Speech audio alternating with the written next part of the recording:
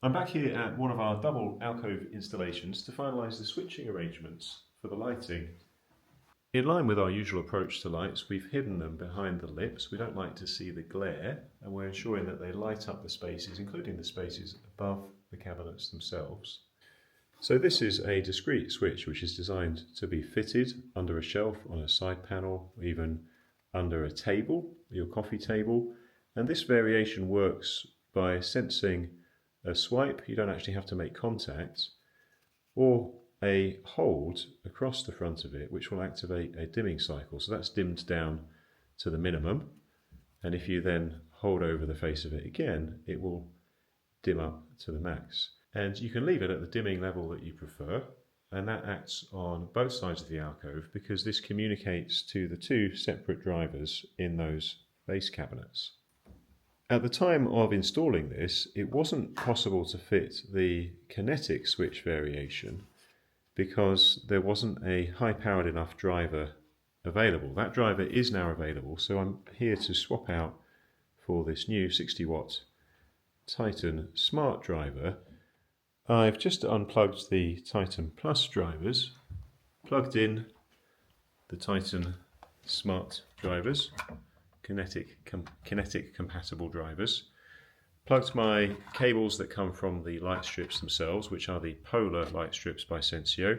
That's all plugged into the power, turned on. When you first turn the power on, it will just light everything up.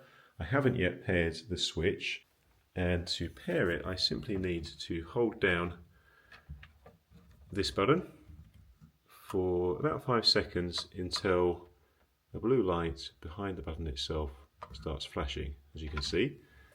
Whilst that's flashing, I just click the relevant switch, and that should now control it. It does. And then we just click to pair the right hand switch. You see that flashing goes off, which lets you know that it has worked. And we can control that one on the right, that one on the left, and independently dim that one down. So we click and hold, and it senses the first click and it waits for the second click. That activates the dimming cycle. And here on the right we could just set a different dimming level by clicking and holding that one, getting it down to the level that we want.